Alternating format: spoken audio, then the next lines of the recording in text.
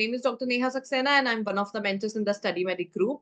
I hope you all are doing really well and you are well prepared for the upcoming exam. So guys, today I am going to take you back to your basics with this YouTube series. And today's topic of discussion is sexual and reproductive health. So as we all know that this is a very, very vast and at the same time, it is a very, very important topic because in exam, overlapping of the cases are seen and at least one or two or the alteration of the cases will be there in the exam. How do we succeed?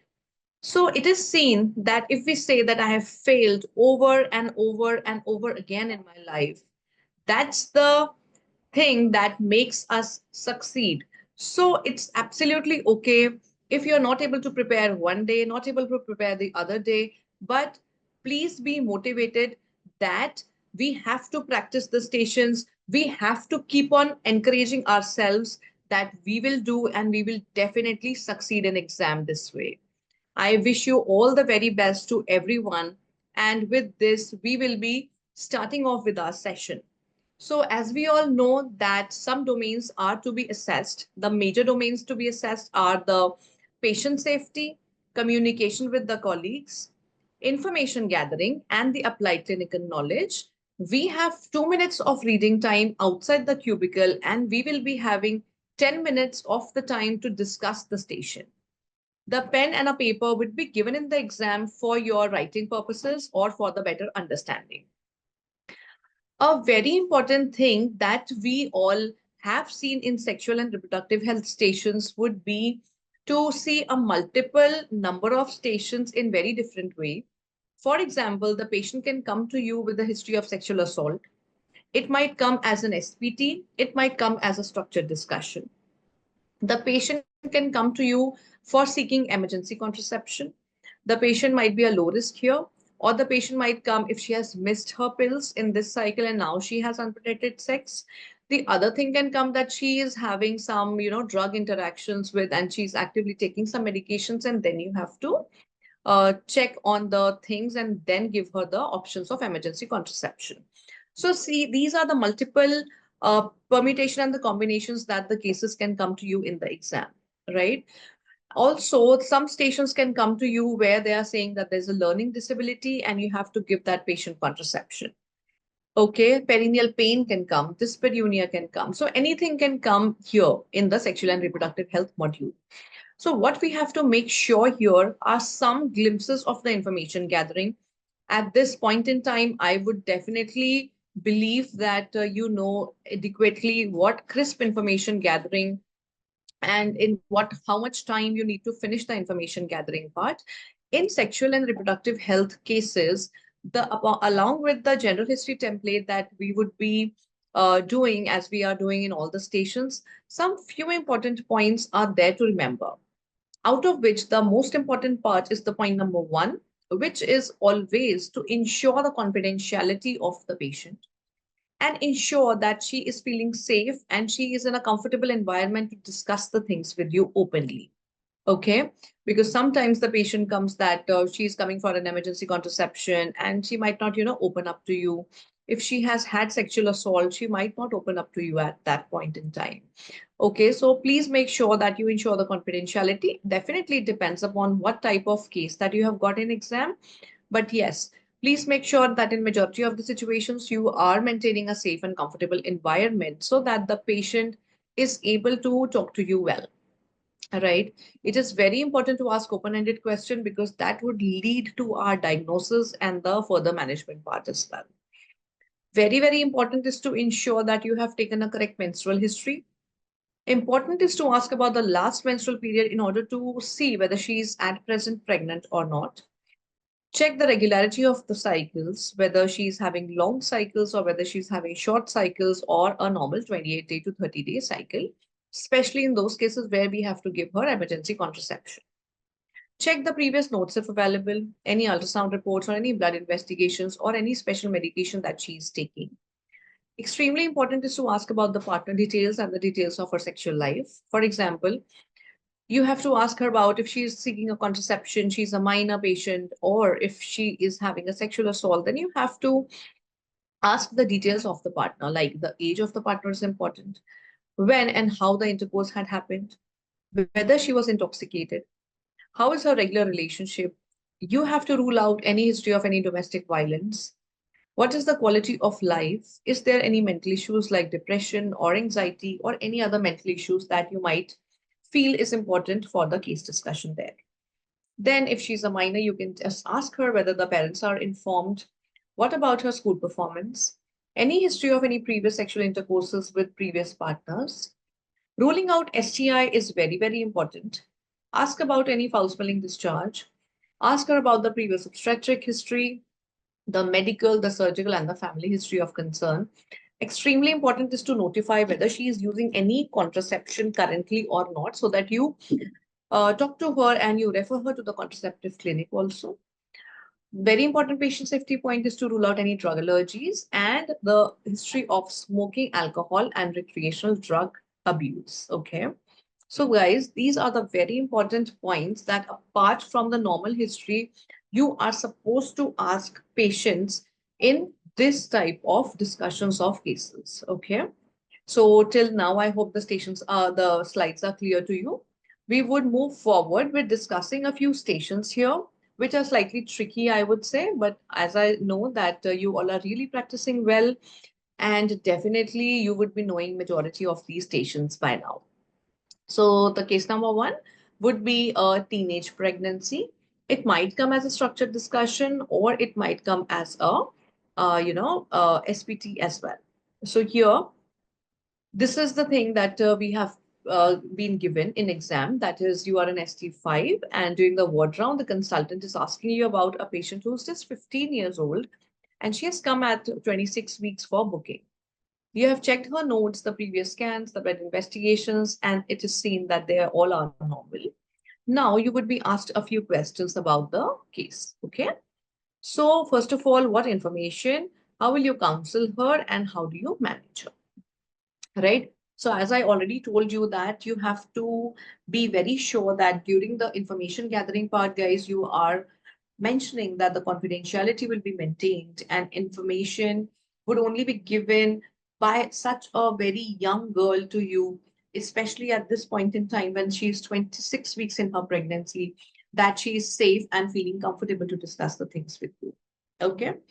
So after you say that, she will definitely open up to you, and definitely she will be saying all the things, because in exam, the role players are there to help us and not to trap us in any way. Okay. So just ask gently about the present pregnancy complaints. Is there any history of pain, bleeding, leaking? How are the fetal movements? Confirm her last menstrual period. Please have a check on her notes, the ultrasound and the blood investigations, whatever is available in the exam. Important here is to ask about the details of the partner and the sexual life, as I have already mentioned in the previous slide. You have to say that, ask whether the parents have been informed. What about her school performance? And as the other general history template, the medical history, the surgical history, the details of any previous partners, the STI, the HIV, whether it is the result of a sexual abuse or not. Okay, so these are all the very important points, my friends, that you have to notify in this station. Okay. After she has given you all the information gathering, you have to counsel her. Okay. So now counseling her will be very empathetic. Okay. Because in such situations, the role player might be very sad. They might not be, opening up to you.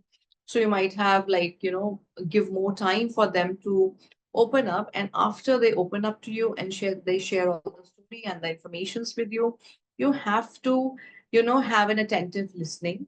You have to be very sympathetic with the little girl. You have to avoid the medical jargon so that she understands well what you are trying to tell her. Okay. And you have to urge her to inform her parents. If she doesn't want to inform her parents, you need to ask the reason why, because she is already advanced into her pregnancy. Who's going to support her? What are the financial issues that she might be facing? What are the accommodative issues that she might be having? Okay, so you have to urge that you would be informing the parents, or if she could inform the parents, then that is well and good. Otherwise, you can also, inform the parents if she wishes to, right? If she doesn't wish to, then definitely that would be another discussion. So now you have to involve the MDT in her care. You have to involve her general practitioner, the consultant obstetrician, gynecologist, the social workers, the midwives. Some provisions are there in the NHS, guys, which are important for such younger mothers. For example, they have the provision of going to school back after they deliver. They have given, the psychological counseling, the occupational counseling is also done. Okay, and they are given specific accommodative helps also by the NHS. Okay, so make sure that you discuss everything with her. And after that, you have to tell her about her care plan during the pregnancy. As she is already into 26 week of her pregnancy, you have to ask her what has she decided with the upcoming baby, whether she would be keeping the baby. If so, then how is she gonna take care of the baby? With whom the baby is gonna stay? What are about her pending studies and the school? What are about the financial supports? Where is she going to stay? Okay, or if she's deciding to give away the baby, right? That is the adoption. Frequent antenatal visits would be told to her. If she's not able to come, or she might feel that she's judged and she's not willing to come to the hospital, you can arrange for home visits by the specialist midwives. You have to make sure that the viral markers are done for her. What about the baby growth? Discuss the birth plan with her. And some complications, my friends, we have to tell her. That is, if she's very young, she might have PIH, anemia, antepartum hemorrhage. The low birth weight and the IUGR babies are very common in such young ladies. She may have prolonged or dysfunctional labor. Cephalopelvic disproportion can be there. Okay. And there might be needs of operative interventions. So everything you have to mention whenever you are discussing it with the patient also, and also when you are doing the structured discussion. During the time of delivery, the consultant-led unit would be involved. Continuous CTG monitoring would be done, and active management of third stage of labor would be done. So these are the general things that you would be telling her. And postnatally, you would be talking about important part, that is the contraception, and also you would be taking her safely through the breastfeeding options as well. Okay. So these are the very, very important touch points that you have to involve whenever you are talking to a minor who is presenting to you at 26 weeks of her pregnancy. Okay, I hope this case discussion is clear to you. Moving on with the further case, that is a situation where the patient has come with the perineal pain. Guys, perineal pain is a very common station in exam. It may come as a dyspareunia. It may come as a granulation tissue. The patient may be postnatal, immediate postnatal, or the patient may be coming after 6 weeks of delivery to see why the pain is happening. So one such station we have included here that says that you are an ST5 in the postnatal clinic, and there's a lady 30 years old who has delivered 1 month back, but she's complaining of persistent severe perineal pain. And, she has had multiple courses of antibiotics, but she's very upset because repeatedly she's having, this pain and it's not going at all. Okay. And she's also experienced some emotional things, and it is possibly indicative of a postpartum depression also. So in these type of tricky cases, you can just use your pen and paper, which is given to you in the exam, and just start writing what are the main concerns that you have to talk to the patient about. Okay. For example, you will talk about the postpartum period. What details do we have to take in the postpartum period? Okay. And what type of pain is that? And third thing that you would be probing into the postpartum depression, right? So first of all, in the information gathering, you have to ask about the perineal pain thoroughly. Okay, you have to ask about the onset of the pain, the duration, the severity, what are the exaggerating factors, how the pain is relieved, what are the medications that she's on. Just check her notes, what she has received so far, and identify that it is the worsening symptoms despite multiple antibiotic courses. Okay, this patient has to be asked about the previous treatment and the healthcare experiences. In such situations, my friend, sometimes the patient may become very anxious, and she may become very annoyed by your talk, and they might say that I have not received a good treatment by you, and your hospital has done this thing and that thing. In all such situations, it is absolutely okay that the patient becomes furious, But then you have to settle the role player by saying some few good lines like, I understand that the care that you have received has not met your expectations. And also, we are looking into the matter that what went wrong, how it went wrong in cases she had been on operative vaginal deliveries or some complications like perineal tears like that. And you have to apologize at the outset so that, the role player settles, and then the role player allows you to finish up the station also. Okay. So in this situation, you have to screen for the psychological well-being. Okay, that how is she feeling now? How is the baby doing?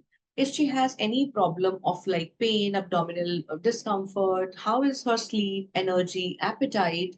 What are about her bowel and bladder habits? And if there's any feeling of self-guilt, exhaustion, or excessive worry. Okay, you have to rule out the red flag signs like the checks for the infection. Is there any fever, wound discharge, redness? And you have to just, take a crisp information gathering depending upon the case that you are being given. In this situation, as I already mentioned, that it is very important to settle the role player. So make sure that you are very sympathetic and empathetic in exam. You can just, take a few pauses, offer her water or offer her tissue papers in case she's like she's having some outburst of emotions there.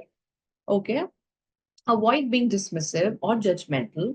Please use layman terms rather than medical jargons. And you have to reassure the patient at the same time that, the antibiotics have been given in the awe of healing the thing. But if it is not healing, then we are here to help you and support you. And MDT would be involved in your care, and we would be guiding you for the further treatment. Okay. So after that, you have to identify, or if the examination findings are sometimes given, you can see the examination findings. And in such situations, the examination findings might be given by the examiner after you take a proper and adequate information gathering. Okay.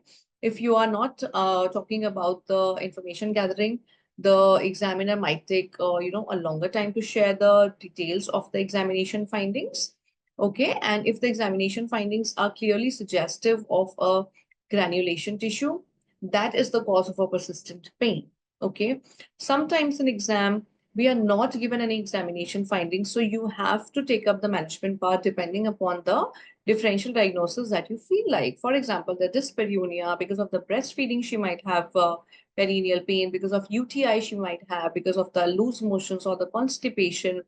So if the examination findings are not given in exam, please make sure that you rule out the differential diagnosis and then manage accordingly.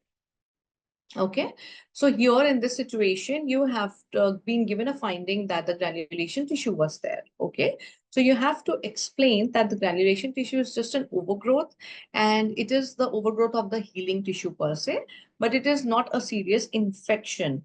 So there is no need of using antibiotics further, and that might be one reason that the antibiotics have not helped also yet. Okay. After that, you can tell her that some lifestyle modifications, just, relax a bit and indulge into yoga, meditation, perineal exercises, and the pelvic floor muscle exercises. Warm compression can be tried with her. Okay. And important is to talk about the silver nitrate application, which can be applied in the clinic for just pain relief or symptom relief, right? You can discuss with her if the need arises, then the needs for alternative treatment options like the local excision can be done under local anesthesia. But you have to tell at the same time that excising this would give another scar, and we are not sure how that scar would behave. Okay. For this, you have to be very sure, right? Second part is to address the postpartum depression. You have to take care the depression part as well. You have to ask about the mood changes and bonding with the baby. Along with that, the sleep, appetite, and feeling of guilt. And you have to see whether there's a feeling of self-harm or the harm to the baby. And accordingly, you have to give the appropriate referral services to the perinatal mental health team. Okay. Some aftercare instructions can be given to her, that is the perineal hygiene, the sitz bath, the massages, the pain relief, and the follow-up has to be done after a few weeks to see what exactly is the progress with the patient. Okay. So these are the important points. These are the important domain marking things that you need to involve into the station, guys, whenever you are discussing this type of a station. Okay. And it depends upon what permutation and combinations you're getting in exam. Sometimes you might not be getting this psychological part in the exam. Only the granulation tissue has to be discussed. Or the patient might come with a history of dyspareunia where, the history of breastfeeding is there. Because of the exclusive breastfeeding, she might have some dyspareunia. She might be having simple urinary complaints or the bowel complaints also. Okay, or it might be a hematoma as well if the patient is immediate postpartum period, she's coming to you with a history of fever. So that depends upon the information gathering that you are having from the patient so that you know where you want to take up the station further. Okay, so moving on to the next one. This was the applied clinical knowledge which we just discussed. That is the granulation tissue. You have to differentiate with some other infection, wound breakdown and retain suture things, then pelvic floor muscle exercises, the perineal care tips, and referral to the perinatal mental health team that we already discussed. Okay, so a very important case discussion is the sexual assault. It may come as a structured discussion, guys. It may come as the SPT also. Okay, so this is another one station that I would say that you have to make sure that you have ensured the confidentiality so that the role player is, in such situations tries to tell you everything and so that the information gathering is, timely done. Usually I have seen that a few of you have taken a lot of time in such stations just to gather some information just by not saying a simple sentence that everything would be discussed between you and me and you need not worry, we are here to help you and support you, okay, as a team. So now this woman Sarah is a 25-year-old lady who has come in the emergency department saying that she has been sexually assaulted 12 hours back. Okay, so in this type of station, first of all, as I told you, you have to take appropriate information gathering. For the very important patient safety point, you have to ensure that she's in a safe environment. You can keep this discussion a private and a quiet discussion with a secure setting for the consultant or the consultation. Confidentiality and her autonomy has to be respected. The immediate medical needs, okay? What are the immediate medical needs here? We have like 3 or 4 things that are to be considered immediately, okay? For example, asking her about the last menstrual period, whether protection was used or not, and then you have to offer her emergency contraception to prevent the untimely pregnancy. Discuss the need for the post-exposure prophylaxis for HIV, okay? That you have to start now and then you have to continue it till 4 weeks. Offer the prophylaxis for other STIs such as chlamydia, gonorrhea as per the local protocols. Ask about the forensic considerations, whether she wants to involve the police, whether she wants to, get herself checked and allow the clinician to take the swabs or not. Encourage her that even if you are not willing to, do a police complaint or get yourself examined completely, it is advisable that swabs are being taken so that later on, if you wash yourself, bathe yourself, brush your teeth, eat or drink something, or pass urine, then those important forensic evidences are not lost. Okay.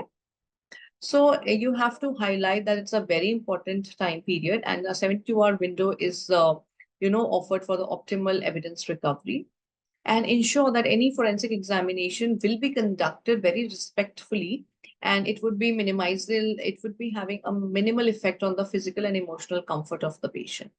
Okay.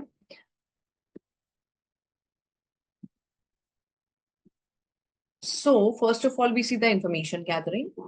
In the information gathering, gather all the details of the assault, confirm the timing, the nature, the details of the assault, whether vaginal penetration or oral penetration has happened, whether the use of condoms was there.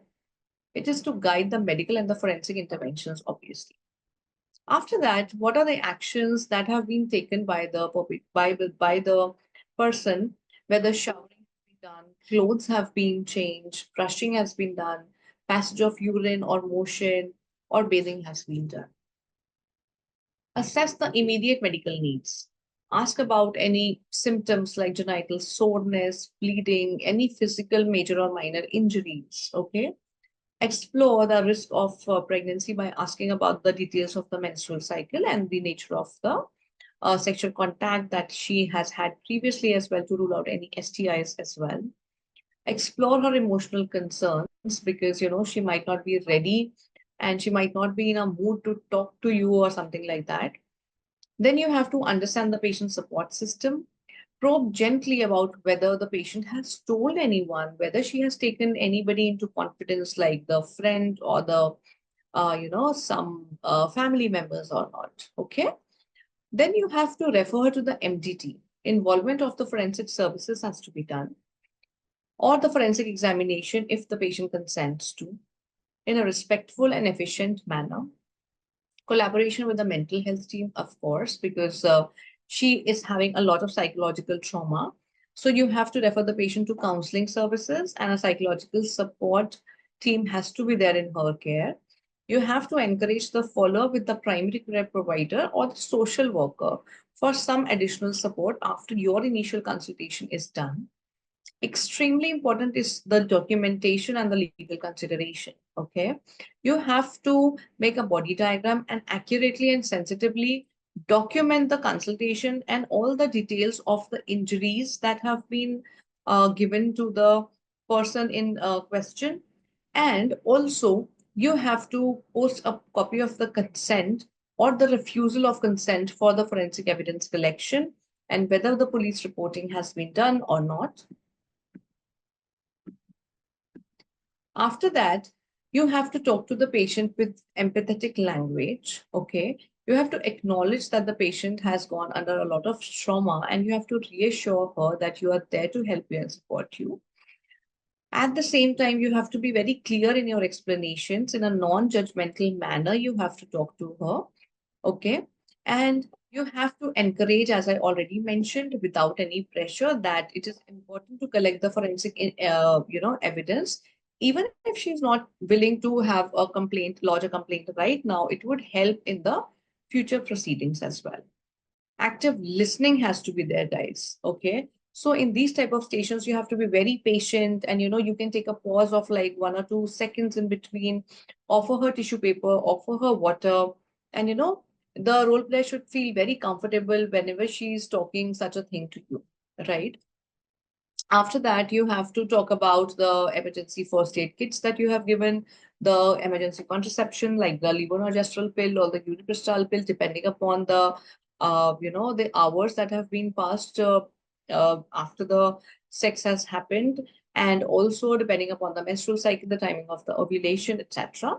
You have to discuss the role of the PEP, and you have to initiate within the 72 hours for it to be more effective. Antibiotic prophylaxis has to be given for the bacterial infections, and in case fast track vaccination can be given for hepatitis B if indicated. Okay. Then you have to obviously demonstrate your knowledge for the forensic examination process. That is, you have to take the swabs from where, the clothing collection, and the documentation of the injury as well. Okay, where you collect the swabs from, when you collect the blood samples for, checking for the toxins, when you collect the urine, etc. Right? And you have to emphasize that the preserving of the evidence has to be decided on, and then the reporting is to be done or not. That depends upon the patient. Okay. The psychological support and assessing her mental health here, and counseling her, referring her to the support groups is extremely important. Okay. So these are all the things, guys, that I really wish that you have to involve. These are all the important points that would be given straight, like 1 mark, 2 mark, 1 mark, 2 mark. Okay. So in all the domains, you have to mention these very important points. Even if you're not able to mention any points, just make sure that the communication is a two-way communication. Many of you do the communication, which is just a one-way communication, because definitely these are longer stations and we take a lot of time to cover them in exam as well. But trust me, everybody is there to help us. And definitely you will be able to cover the majority part of the station, like if not, completely. But the type of communication that you make and the gross things that you tell in exam, which have to be very accurate, and it should reflect your clinical knowledge, are going to help you and grasp you the maximum number of marks there. Okay. have a situational awareness where you are sitting, mention the confidentiality part, signpost before asking intrusive questions, be slightly empathetic, discuss in details the medical and the surgical history, and acknowledge whether she's taking any of the medicines which might interact with your drug treatment as well. Probing into the sexual life is important, partner details is important, and talking about the examination part, ruling out of STIs, and then managing further depending upon the case that is being given to you is extremely important in this module. So I hope that the discussion is helpful to you, and we all are here to help you. In case you have any doubts regarding any stations, you can connect to any of the mentors freely. I hope the station is informative, and I wish you all the very best for your upcoming exam. All the very best, guys. Thank you so much for giving your valuable time. Thank you.